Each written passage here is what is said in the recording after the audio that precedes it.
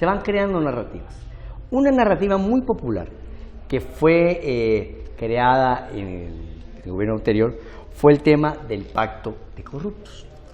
Sobre este tema, sobre la narrativa y sobre el verdadero pacto de corruptos, hoy vamos a entrevistar al licenciado en Administración de Empresas con su maestría, Luis Enrique Hernández Asmitia, quien nos va a explicar sobre este tema.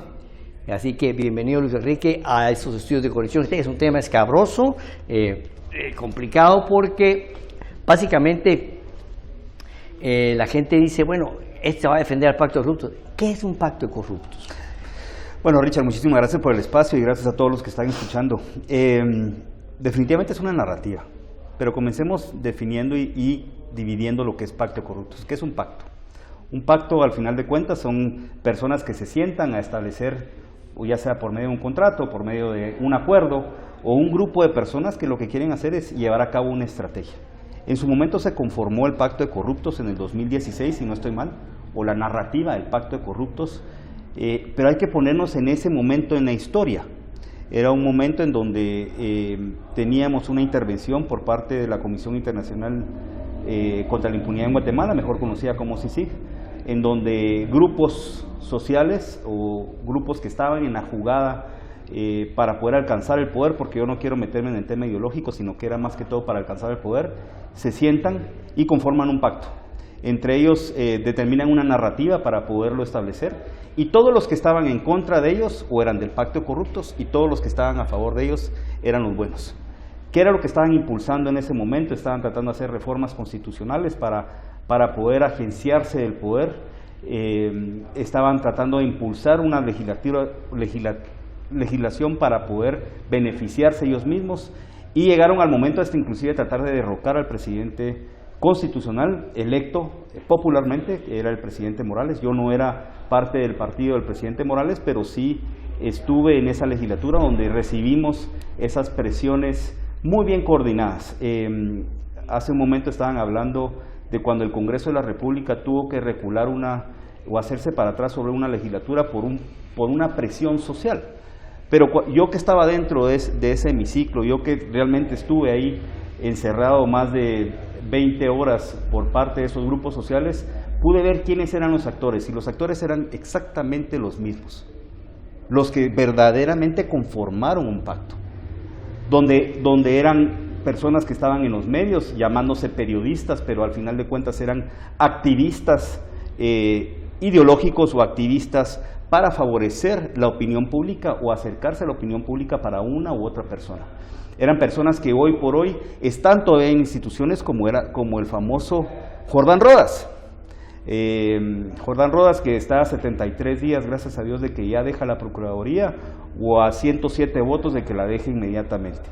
Una persona que es uno de los últimos recintos que hoy por hoy tiene el pacto de corruptos, el verdadero pacto de corruptos, en donde ha tenido plazas para sus amigos o amigotes, como les llamo yo, en donde ha beneficiado a ciertas personas. Ayer vimos a un Jordán Rodas, bueno, activo al principio, pero después hasta se quedó dormido en la audiencia, apoyando a una persona, pero ¿por qué apoya a esa persona y no apoya a todo el resto de los guatemaltecos? Porque los derechos humanos no son ideológicos, son de 18 millones de guatemaltecos, en donde él tendría que defender a esos 18 millones de guatemaltecos. Una cosa interesante, pues, que vamos a pedirle al control que ponga la foto del señor Rodas aquí dormidito en la audiencia de la exfiscal de la FES, de la fiscal de la ex colaboradora de la CICIG, ¿verdad? Porque curioso, ¿no? ¿Cuándo un procurador de derechos humanos irá a una audiencia?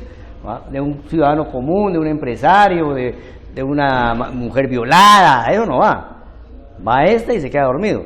Pero eso te das cuenta ahí, ¿no? Que hay un tráfico de influencias, pues en todos lados hay, ¿va? Pero eso es acá.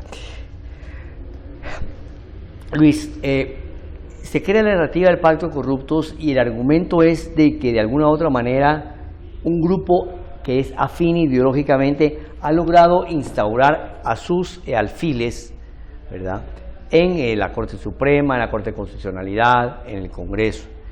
¿Es eso realmente corrupción? Es que al final de cuentas están velando por sus propios intereses. Así se tiene que ver. Ellos no están ahí viendo por el beneficio de Guatemala. ni mucho menos de los guatemaltecos más necesitados. Ellos lo que quieren es agenciarse de poder y administrar el poder para sus propios beneficios. Pero miremoslo con números, es mucho más sencillo verlo así. En la PDH tenemos a los primos, a las amantes, a las novias de personas de relevancia a nivel guatemalteco en diferentes instancias. Parientes, donde este señor nefasto, que está a 73 días de salir de esa posición, lo que hace es que tiene a los parientes ahí para poderse congraciar con magistrados de la Corte de Constitucionalidad, por ejemplo, con novias de diputados en su momento. Entonces vamos a ver hoy por hoy si verdaderamente tenemos un Congreso con sus plazas ahí, que las hay, todavía hay diputados que tienen plazas en la Procuraduría de Derechos Humanos y que de esa forma esta persona nefasta que se llama Jordán Rodas quería mantener el poder. Hoy trató de postularse para la Universidad de San Carlos. ¿Por qué? Porque ahí tiene un recinto también de plazas, para que todos los verdaderos miembros de ese verdadero pacto de corruptos puedan subsistir y trascender en el tiempo, tener para poder comer. Los que criticaban a los gobiernos, al final de cuentas, mamaban también del Estado y estaban allá adentro. Los net centers, los fuimos viendo cómo se han ido desintegrando y hoy por hoy ese verdadero pacto de corruptos lo que está pasando es de que está perdiendo poder e incidencia.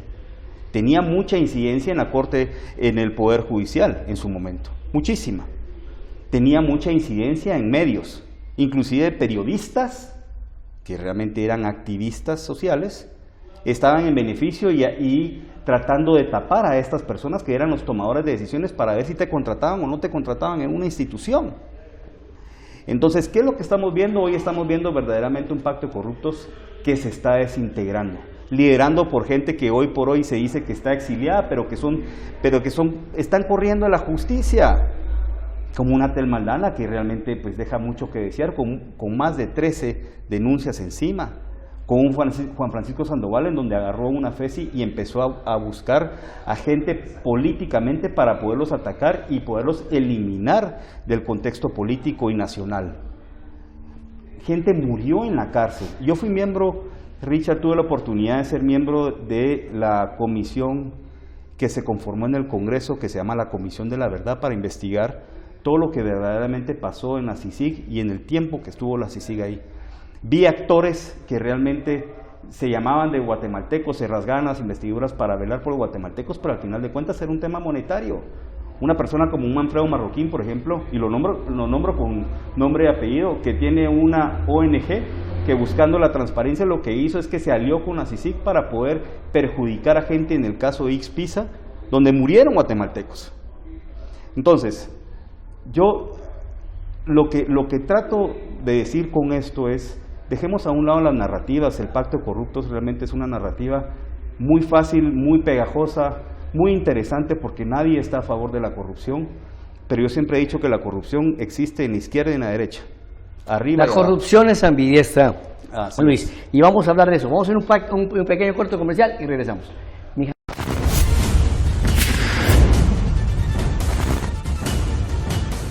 Cuando ustedes viajen a Quetzaltenango, en la mera entrada está Estación Las Rosas, una estación Texaco, donde ustedes pueden encontrar el alimento preferido, el combustible excelente, pero sobre todo, cuando ustedes se acerquen, van a darse cuenta que tiene todas las medidas de bioseguridad, pero que además es un lugar muy acogedor que ofrece alimentos, bebidas, licores, y sobre todo comida para que ustedes puedan saciar ese apetito que van a traer cuando viajen desde lejos.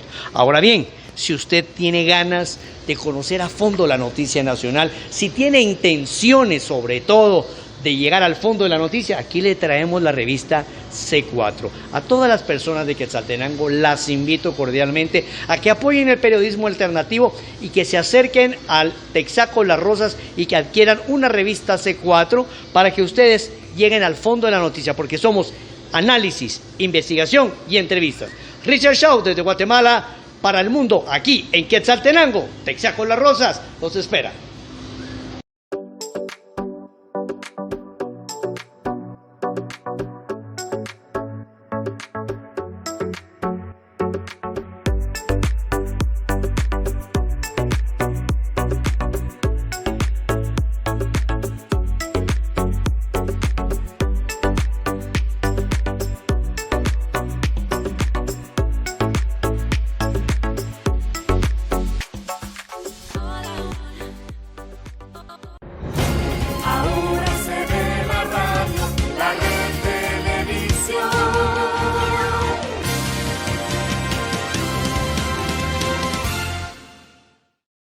Gracias por continuar en la sintonía de Conexión GT.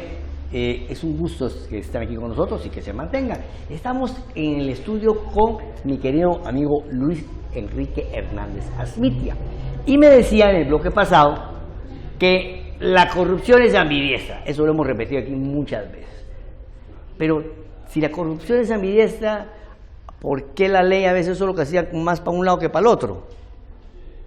Por la misma corrupción. Es que al final de cuentas, el cooptar espacios donde no tiene la meritocracia para poder estar ahí, el manejo del poder, ha llevado a que gentes hagan acciones corruptas para poder alcanzarlas.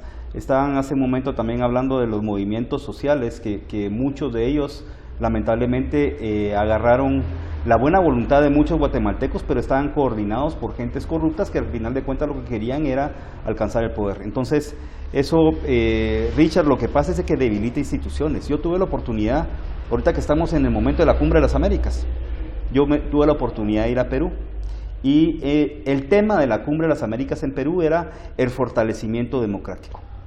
¿Cómo llegamos a hacer el fortalecimiento democrático en nuestros países?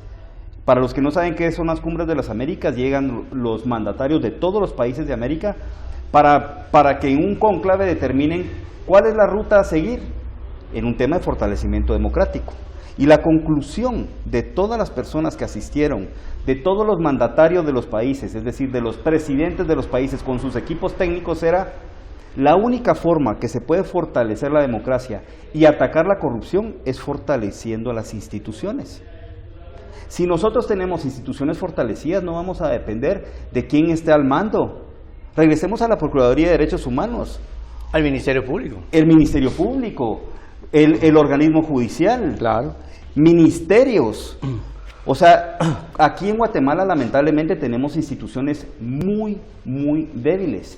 Y tenemos a personas, que con la bandera de atacar la corrupción lo que hacen es debilitan más las instituciones para tratar de controlarlas también. Eso es lo que estamos viendo, pues yo... Ese es el resultado final. Porque vemos, por ejemplo, y aquí quiero tomar la palabra un poquito, es que, fíjate qué curioso esto y qué asertivo este tema, fortalecer las instituciones. Tenemos una ley de servicio civil que está obsoleta, entonces por lo tanto no hay una carrera de servidor público, ¿no? Los servidores públicos responden a intereses políticos de la cuellocracia, o de la favorocracia, o como decía, de favores. Entonces cada vez se debilita más, y en nombre de la supuesta apertura vemos ministerios como el Ministerio de Salud con 54 sindicatos, ¿verdad? Vemos una Procuraduría de Derechos Humanos que pierde su visión de servicio para convertirse en un instrumento político. Vemos el Ministerio Público también convertirse en un instrumento político. Entonces, si las instituciones están fuertes, no pierden su ritmo. Así la cabeza tenga una idea. Pregunta: ¿cómo fortalecemos las instituciones en un sistema político comprometido con el de Guatemala? Hacer cumplir la ley. Tan sencillo. Hacer cumplir la ley orgánica de cada una de las instituciones. Que no haya discrecionalidad. Yo no estoy de acuerdo en la subjetividad. Lo que está escrito es lo que se tiene que hacer. Tan sencillo. Pero lo que pasa es que muchos en ese romanticismo, en ese tratar de llegar a alcanzar el poder, lo que hacen es que empiezan a ser discrecionales. Hace un momento hablábamos de lo de la Corte Interamericana de Derechos Humanos. La aplaudo cuando me beneficia, pero hoy la reprimo cuando no me beneficia ideológicamente. Aplaudimos también con el Ministerio Público. ¡Wow! ¡Qué institución cuando la tenía Tel Maldana! Pero teníamos más de 3.200 denuncias para Codeca que nunca fueron investigadas. Entonces, ¿qué es lo que tenemos que hacer para fortalecer las instituciones? Es simplemente hacer cumplir la ley. Es que eso, por ejemplo, a mí no me entraba. Yo puedo pensar que detrás del accionar de Codeca hay tal vez una razón social de peso, lo que vos querrás. Pero es que a usted le roban un celular y lo meten preso. Estos infelices cierran un pueblo, se roban la energía eléctrica y no pasa nada. Y no solo eso. No pasa nada. Es que ellos lo dicen públicamente. No pasa nada. Entonces se demuestra, de hecho, que estas personas tienen más poder que el mismo gobierno. 300 millones de quetzales se roban de energía eléctrica al año, y los personeros de Codeca en su momento dijeron, vamos a conformar un partido político con esos fondos. Y de ahí sale el MLP. Pero entonces resulta que esos son fondos ilícitos. Esos son verdaderamente un financiamiento electoral ilícito, en donde en su momento el Tribunal Supremo Electoral, como estaba siendo cooptado por instituciones o por instancias del extranjero o por personeros que decían que estaban luchando contra la corrupción, se hicieron del ojo gordo. Pero ¿quién nos recuerda cuando los de Codeca llegaron al Ministerio Público y la secretaria general Mayra Vélez sale con un micrófono a pararse afuera a congratularlos y hacerles la bienvenida? Cuando estaba hablando con delincuentes, habían más de 3.200 denuncias ahí por temas de hurto de energía eléctrica. Entonces, ¿qué se hace para poder fortalecer las instituciones? Simplemente hacer cumplir la ley. No hay subjetividad en la interpretación. Si se dice que en la ley orgánica el Ministerio Público tiene que trabajar de X, Y y Z forma, se cumple de Y, X y Z forma. Nunca se me va a olvidar, yo tuve la oportunidad de estar en la última legislatura, en la 8ª legislatura, que fue una legislatura bastante compleja. Hicimos una reforma a la ley orgánica del Ministerio Público. En esa reforma le quitamos los controles que pudiera haber tenido un fiscal general. Hablabas hace un momento en donde los presidentes de Estados Unidos ponían hasta sus hermanos como fiscales generales, en el caso de John F. Kennedy. Pero acá le quitaron la capacidad al presidente de remover al fiscal general y a toda persona para poderlo remover.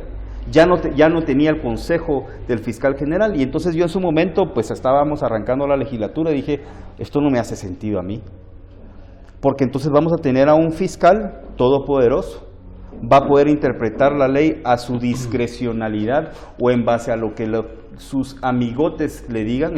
En ese momento era una persona nefasta en Guatemala también, como Helen Mack, le decía qué tenía que hacer. Entonces propuse una reforma de curul, que pues siendo diputado, sabes, y lo que hace eso es de la ley que se está aprobando, meter una reforma de curul, y era que el fiscal general no se pudiera postular 5 años posterior a dejar su cargo.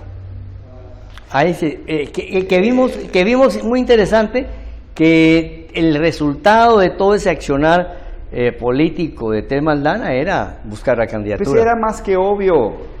Esas conferencias que hacían difamando a personas, culpándolas mediáticamente, y con todos los medios que estaban también, muchos medios con el brazo torcido para las coberturas, pero lo que estaba haciendo era su campaña presidencial. Pues te termino de contar la historia. Cuando solicito esa reforma de curul, se me vino el Congreso encima. Me dicen, no, estás loco, Luis, ¿cómo vamos a hacer eso? Y le dije, miren, pero es que ustedes lo que le están dando es poder absoluto a una persona que va a usar la justicia para la política, y entonces ahí vamos a llegar al mayor debilitamiento institucional que puede tener Guatemala, cuando un ente investigador al final de cuentas lo que está haciendo es una plataforma política. Entonces, ¿qué es lo que necesitamos hacer? Es fortalecer las instituciones. Hay que luchar contra la corrupción. La corrupción desgasta, la corrupción gasta ese poco recurso que tenemos los guatemaltecos para ayudar a la gente más necesitada, para sacar al país adelante. Pero la forma de luchar la corrupción no es con una persona. Yo soy el luchador de la corrupción porque probablemente esa persona está cometiendo actos de corrupción, o por lo menos eso es lo que hemos visto de todos esos paladines contra la corrupción. Es fortaleciendo las instituciones. Si nosotros hacemos cumplir la ley tal cual, taxativamente como está escrita, sin interpretación y sin subjetividad, lo que vamos a tener son instituciones eficientes.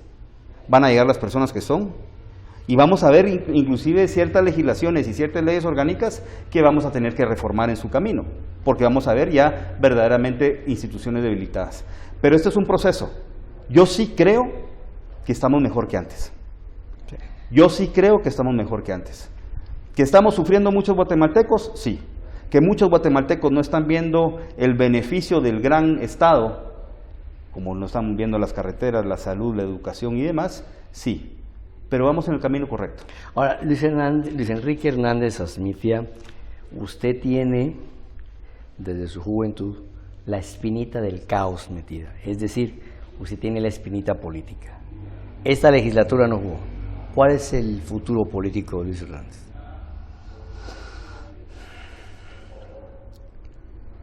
¿Veremos un Luis Hernández en el Congreso? Veremos un Luis Hernández donde verdaderamente pueda tener incidencia. La belleza tropical, mire la salida que me da. Mire la salida que me da, si no es político, pues claro. Ahora me va a decir, donde el pueblo me necesite, porque yo me debo al pueblo, y el pueblo será de que me llame, no. ¿Va a participar, sí o no? No es una decisión que haya tomado ya definitiva. Siento que le debo mucho al país. Ya conozco mucho la problemática del país. Y ahí no dan ganas de regresar mucho, ¿sí? Y no dan ganas de regresar. Es un desgaste de la chingada. Sí. Es que al final de cuentas uno sale peor. Con el montón de... Mire, con falsos amigos y verdaderos enemigos. Eso le pasa a uno en el periodismo. Y con un desgaste del nombre de uno, que al final de cuentas es el mayor patrimonio que uno puede tener. Pero el problema es de que uno ya vio la realidad. Y uno no puede tener de brazos cruzados y decir, híjole, con tanta gente que no tiene acceso a salud. ¿Cuál es su relación con el partido Podemos? Cero, nula. ¿Por qué? Porque los directivos no van con la línea que yo considero que debe tener. Yo renuncié a la Secretaría General de Podemos. El candidato que postularon en su momento era un candidato realmente que dejaba mucho que desear. Lo dije públicamente, eso no es algo que me reservo. Yo siempre he sido tengo la frente en alto y puedo decir las cosas tal y como son. Pero yo no comparto con ellos. O sea, ellos quieren mantener un poquito más de lo mismo. Yo sí creo que hay que abrir un poquito más los espacios para que verdaderamente entren gente que quiera hacer grandes cambios a Guatemala. Bueno, este es Luis Hernández Asmitia, un hombre que tiene la espinita de la política desde joven, que dejó huella al pasar en la 8ª legislatura del Congreso y que hoy nos acompaña de nuevo aquí en Conexión UTC. Nos estuvo acompañando algunas veces también en Vía Canal. Y quiero decirles que el que es político regresa de una u otra manera. Véanme a mí, yo soy político y desde esta palestra hago política compartiendo con ustedes mis puntos de vista. Gracias, Luis, y a ustedes no se vayan, hombre, quédense acá. Los comentarios y opiniones del anterior programa fueron ajenos a la Red Televisión.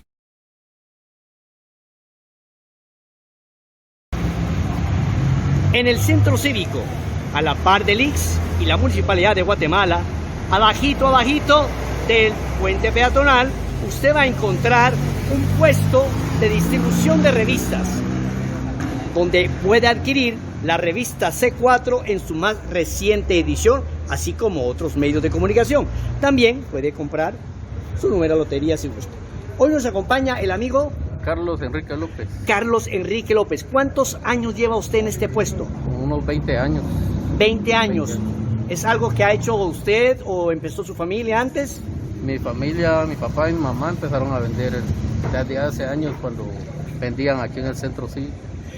¿Cómo le ha afectado el tema de la pandemia a usted aquí en el Centro Cívico, la venta de lotería, la venta de medios de comunicación? Porque usted vende Prensa Libre, Nuestro Diario y otros, y las revistas, ¿no? Pues la verdad me afectó bastante porque realmente la gente ya no venía a trabajar a sus puntos de trabajo y ya no podemos venir casi un mes o 2 meses. Y los compradores realmente ya no vinieron, se acabaron los clientes. ¿Cuánto tiempo tiene usted de vender la revista C4 acá en el Centro Cívico? Desde la primera edición que salió. ¿Y cuál ha sido la edición de la revista C4 que más ha vendido? La que más he vendido, la de Alfonso Portillo. La de Alfonso Portillo. Bueno, amigos, es aquí el amigo en el Centro Cívico, abajito del puente, donde usted puede encontrar medios de comunicación y también echarse un lustre si tiene tiempo y adquirir su revista C4. Reportando para Noticias GT, soy Richard Shaw.